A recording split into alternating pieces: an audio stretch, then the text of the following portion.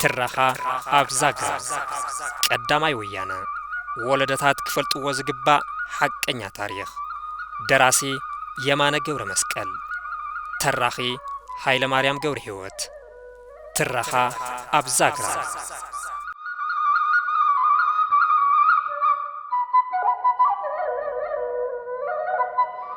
ድሕሪ ውግእ ኩሓን እንዳ ኢየሱስ መቐለን ንወየንቲ ዝቐረየ ዕዮን ተሃለወ ኣብ ከተማ መቐለ ተኣኪቦም ዝነበሩ መሳፍንቲ ትግራይ ምብታን እዩ ሓይሊ ወየንቲ ከምቲ ኣብ ኩሓን እንዳ ኢየሱስ መቐለን ዘካየድዎ መጥቃዕቲ ኣብ ከተማ መቐለ ምፍጻም ድሌት ኣይነበሮምን እዩ ዝበሃል እቲ ቀዳማይ ምኽንያት መሳፍንቲ ትግራይ ዝተኣከቡሉን ሰላማዊ ህዝቢ ዝበዝሐሉ ኣብ ማእኸል ከተማ መቐለን ቤተ መንግስቲ ሃፀይ ዮሃንስን ከባቢኡን ስለ ዝኾነ ምስ መንግስቲ ዝወገኑ ውሕዳት መሳፍንቲ ትግራይ ንምውቃዕ ተባሂሉ ሰላማዊ ህዝቢ ንኸይጉዳእ ስለ ዝሰጉ እዩ እቲ ካልኣይ ምኽንያት ብዓቆይቶት ትግራይ ተታሊሉን ተገዲዱን ምስ ኣሕዋት ወየንቲ ክዋጋእ ዝወፈረ ገባር ትግራይ ብምጥቃዕ ንህዝቢ ትግራይ ዝጎድእን ሓይሊ ሚዛን ተጋሩ ዘዛብዕን ምዃኑ ብወየንቲ ስለ ዝተኣመነሉ እዩ እቲ ሳልሳይ ምኽንያት ድማ ኣብ ኩሓን እንዳ ኢየሱስ መቐለን ዝነበረ ናይቲ ግንባር ማለት እውን ማእኸላይ ግንባር ቀንዲ ማእኸል ስሕበት ስለ ዝተወቅዐ እቲ ኣብ መቐለ ዝነበረ ሰራዊት ባዕሉ ይፈርስ ስለ ዝነበረ እዩ ይብሉ ኣብቲ እዋን ኣብ ጎንቶም ወየንቲ ተሰሊፎም ዝነበሩ ሓደ ሰብ ጸጋ ዕድመም በዚ ምኽንያት እውን መሳፍንቲ ትግራይ ደም ከይተፋሰሰ ኢዶም ብሰላም ንወየንቲ ክው ብእኒ ደጃዝማች ገብረዝጊ ንጉስ ዝምራሕ ጉጅለ ሽማግለ ሊኢኾም ነይሮም መሳፍንቲ ትግራይ እውን በቲ ሽምግልና ፈቃደኛታት ኮኑ ካብ ክልቲ ወገን ዝተልኣኹ ሽማግለታት ቀሪቦም ድማ ተላዘቡም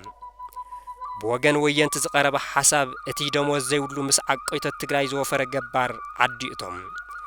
ደሞዝ መንግስቲ ዝቕበል ዓቀይታይ ግን ብሰላም ንወያነ ኢዱ ይሃብ ይብል ብወገን መንግስቲ ዝተልኣኹ ሽማግለታት ድማ ነቲ ብተሸማገልቲ ወያነ ዝቐረበ ሓሳብ ክንቅበሎ ግን ድማ ብሰላም ኢዶም ንዝሃቡ ዓቀይቶት ዕጥቆም ምስ ተቐበልኩም ከይትቀትልዎም መሓሉልና ዝብል ቅድመ ኾነ ተቕረቡ ተወከልቲ ወየንቲ እውን ብሰላም ንወያነ ኢዱ ሂቦ ንዝመፀ ዝኾነ ይኹን ሰብ ከም ዘይቀትልዎ ምስ መሓልሎም ተስማዕሚዖም ተፈላለዩ በቲ ዝተኻየደ ሽምግልና መሰረት ድማ ብዙሕ ቁጥሪ ዘለዎ ገባር ናብ ዝመጾ እንትምለስ ብዙሓት ዓቀይቶት እውን ናብ ቤተ መንግስቲ ሃፀይ ዮሃንስ ራብዓይ ኣትዮም ዕቕባ ምሕታት ጀመሩ ንሓረስታይ ኢድካ ምሃብ ሕፍረት ኮይኑ ዝተሰምዖም ደጃዝማች ገብረ ሕይወት መሸሻ ግን ነቲ ዝተገበረ ዕርቂ ብጸጋ ኣብ ክንዲ ምቕባል ምዕጠይጣ ያብዝሑም ካብቶም ብወየንቲ ዝተልኣኹ ሽማግለታት እውን ነቶም ሰለስተ ናብ ወገኖም እንትምለሱ ኣብ መንገዲ ብሓሻኽር ደጃዝማች ገብረ ሕይወት መሸሻ ተቐተሉ ብመስዋዕቲ ልኡኻቶም ኣዝዮም ዝተቆጥዑ መራሕቲ ወያነ ኣብ ርእሲ ሰራዊት ደጃዝማች ገብረ ሕይወት መሸሻ መጥቃዕቲ ፈነው መጠነኛ ውግእ ድማ ኣካየዱ ኣብ ምፍራስ ዝነበሩ ደገፍቲ ኃይለ ሥላሴ ዝኾኑ ዓቀይቶት ትግራይ ግን ምስ ወየንቲ ምውጋ ኣይመረጹን ተዋጊኦም ከም ዘይዕወቱ ዝተገንዘቡ እዞም ዓቀይቶት ካሊእ ሜላ መሓዙም እቲ ብሓሻኽር ደጃዝማች ገብረ ሕይወት መሸሻ ዝተፈጸመ መጥቃዕቲ ልኡኻት ወየንቲ ስሕተት ምዃኑን እቲ ውግእ ጠጠው ብምባል ተጀሚሩ ዝነበረ ሽምግልና ንኽቕጽል ንወየንቲ ሓተቱም መራሕቲ ወየንቲ እውን ነቲ ሕቶ ተቐቢሎም ምስቶም መሳፍንቲ ካልኣይ ንኽሸማገሉ ተስማዕምዑ ብስምምዕነቱ መሰረት ድማ እቲ ግጭት ጠጠው ኢሉ ሓደረ ክልቲኦም ወገናት ንጽባሕይቱ ተቀራሪቦም ንኽዛራረቡ ቆጸራ ሒዞም ተፈላለዩ በቲ ዝመሃዝዎ ተንኰል ተጠቒሞም መህደም ግዜ ዝረኸቡ ደገፍቲ ኃይለ ሥላሴ ዝነበሩ ዓቀይቶት ትግራይ ረቡዕ 11 መስከረም 1936 ዓመተ ምህረት ካብ ዕርዶም ብምውፃእ ብኸተማ መቐለ ጥሒሶም ንምውፃእ ተኽሲ ከፈቱ መሳፍንቲ ትግራይ ብማእኸል ከተማ መቐለ እንተሃድሙ ሰራዊት ወያነ ኣርኪው ዘይገጠሞም ናይ ከተማ ነባሪ ዝኾነ ሰላማዊ ህዝቢ ክጥቃዕ ይኽእል እዩ ዝብል ስጋት ስለ ዝሓዘ ሙሉእ ሓይሉ ኣይጠቐም እምበር ንመሳፍንቲ ትግራይ ንምድምሳስ እንተዝደሊ ግን ኣብ ቅድሚኡ ዝዓግቶ ዝኾነ ሓይሊ ኣይነበሮን ደጃዝማች ገብረ ሕይወት መሸሻ ወዲ ሓዞ ባይሩ ብለይቲ ካብ ድፍዖም መሊቆም ብምውፃእ በከተማ መቐለ ጥሒሶም ተሃድሙ በቶም ኣብ ከባቢ ሮማናት ዓሪዶም ዝነበሩ ብፊውተውራሪ ይዕብዮ ወዲ ወልዳይ ዝምርሑ ወየንቲ ዝኸፈትሎም ተኽሲ መጠነኛ ውግእ ተኻየደም ኣብቲ ዝተኻየደ መጠነኛ ውግእ ድማ እቶም ውሪ ጅግና መራሒ ቀዳማይ ወያነ ዝነበሩ ፊታውራሪ ዕብየ ወልዳይ ብደጃዝማች ገብረ ሕይወት መሸሻ ዝተተኮሰ ጥይት ተወቂዖም ተሰዉ። ፊታውራሪ መስፍን ኪዳነ ማርያም ዝተባሃሉ ወላዲ ኣብቲ እዋን ምስ ብደጋ ኣዝማቲ ገብረ ሕይወት መሸሻ ዝምራሕ ሓይሊ መንግስቲ ወፊሮም በኣካል ዝተዓዘብዎ ብኸምዚ የዘንትዎ። እንደርታን ዓዘቦን ንመንግስቲ ኣይንግዛእን ኢሎም ስለ ዝዓመፁ ናብ እንደርታን ዓዘቦን ከም ትዘምቱ ዝብል ህፁፅ ትእዛዝ ካብ ንጉስ ተጻሒፉ ንደጃዝማች ገብረ ሕይወት መሸሻ ምስ በጽሖም ክተት ተባሂልና ናብ መቐለ ኣተና። ገሊአና ኣብ ኩሓ፣ ገሊአና ኣብ እንዳ ኢየሱስ መቐለ፣ ገሊአና ድማ ኣብ ከተማ መቐለ ምስ ሰፈርና ዘይሓሰብናዮ ብለይቲ ናብ ዘለናዮ መጺኦም ወየንቲ ተኹስ ኸፈቱልና። ንሓደ መዓልቲ ዝኣክል ምስተዋጋእና ጥይት ስለ ዝወዳእና ንድሕሪት ብምንስሓብ ዓድና ንኽንብተን ተነገረና። ደጃዝማች ገብረ ሕይወት መሸሻ ሰራዊቶም ሒዞም ካብ ከተማ መቐለ እንትወጹን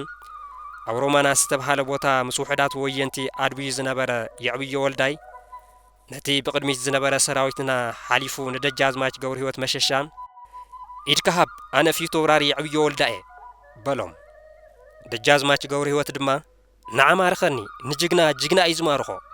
ምስ በልዎ ክማርኾም ናብ ጥቖም ቀረበ። ኣቀባቢሎምዎ ብዝነበሩ ሽጉጦም ተኪሶም ድማ ግንባሩ ብምውቃዕ ቀተልዎም። ኣብ ጥቑ ንዝነበሩ ካልኦት ወየንቲ እውን ተኪሶም ኣውደቕዎም። ኣይተ በላይ ግደይ እውን ብዛዕባ እዚ ኣመልኪቶም እዚ ስዕብ ተመሳሳሊ ሓሳብ እዮም ዘቕርቡ። ደጃዝማች ገብረ ሕይወት መሸሻ ንሓፂር ግዜ በርቲዖም ተዋግኡ። ዘየዋጾም ምዃኑ ምስ ፈለጡ ድማ ንመቐለ ለቒቖም እንትወጹን የዕብዮ ወልዳይ ሰራዊቶም ሒዞም ኣድብዮም ብምጽናሕ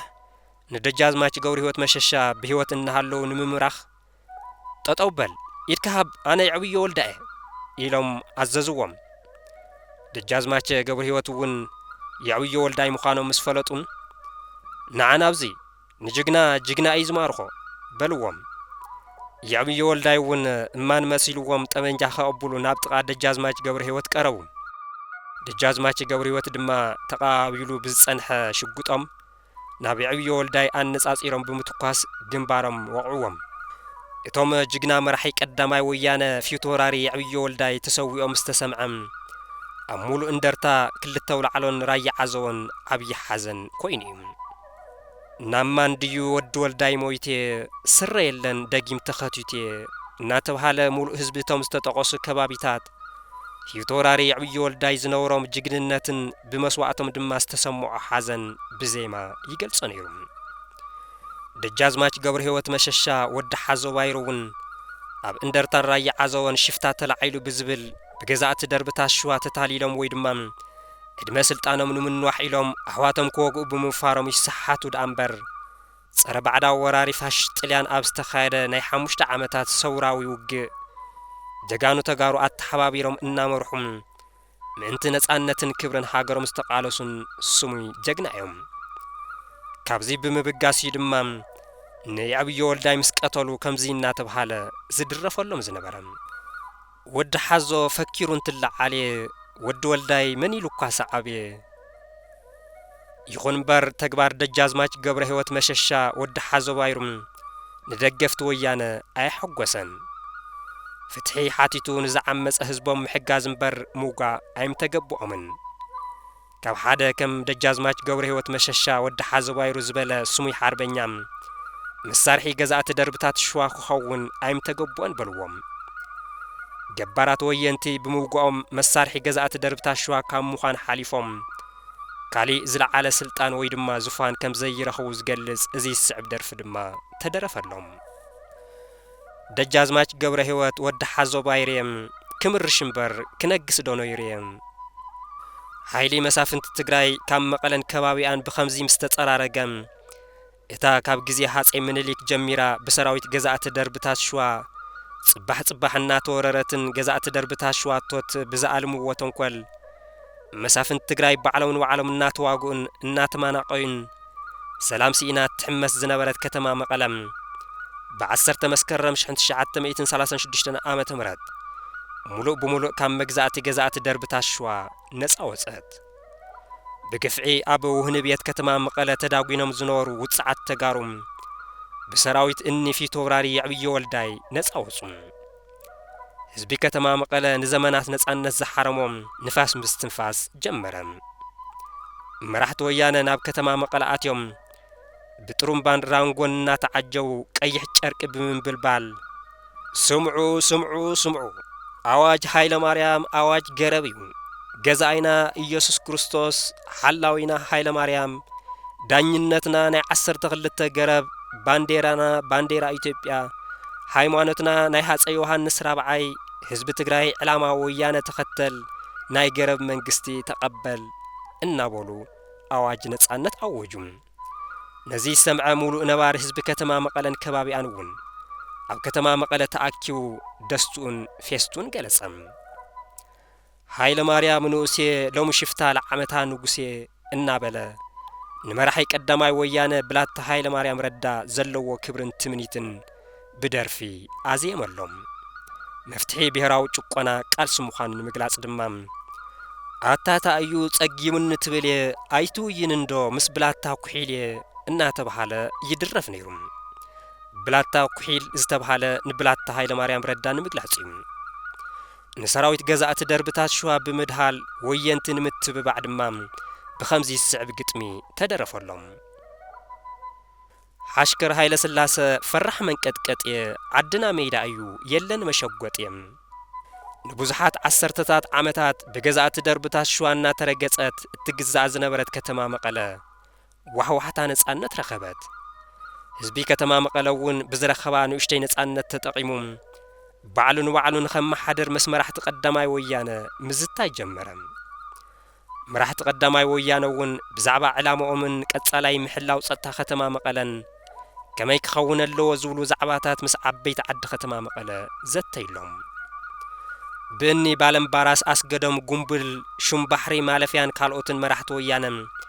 ምስ ዓበይቲ ዓዲ ከተማ መቐለ ሰፊሕ ምይይጥ ኣካየዱ። ህዝቢ ወይ ድማ ነባሪ ከተማ መቐለ ባዕሉን ባዕሉን ከመሓደር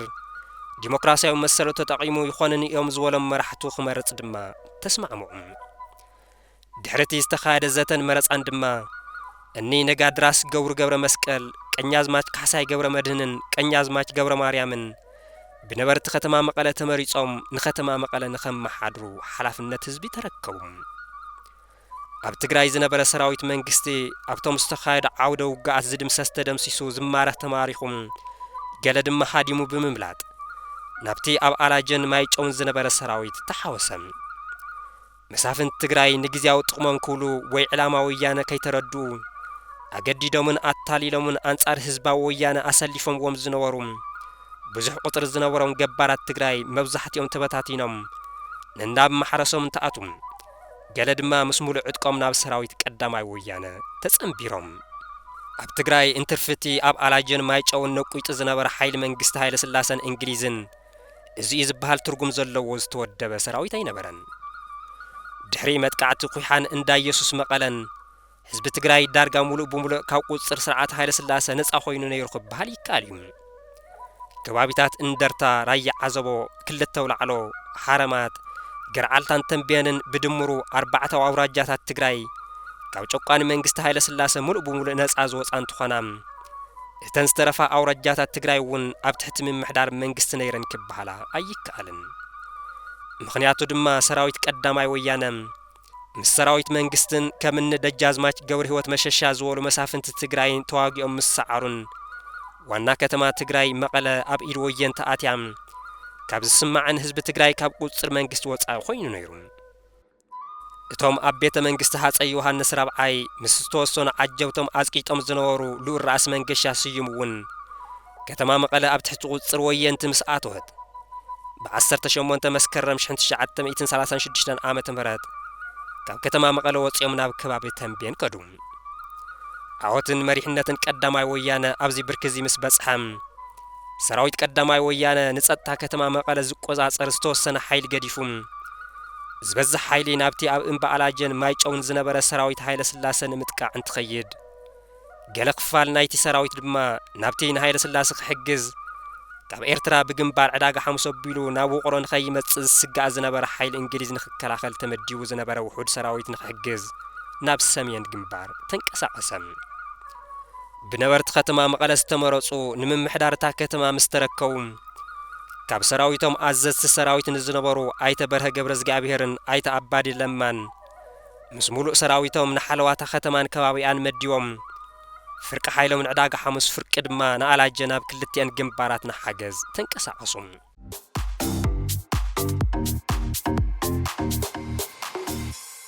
ትራኻ ኣብ ዛግራ ቀዳማይ ወያነ ወለደታት ክፈልጥዎ ዝግባእ ሓቀኛ ታሪኽ ደራሲ የማነ ገብረ መስቀል ተራኺ ሃይለ ማርያም ገብረ ሕይወት ትራኻ ኣብ ዛግራ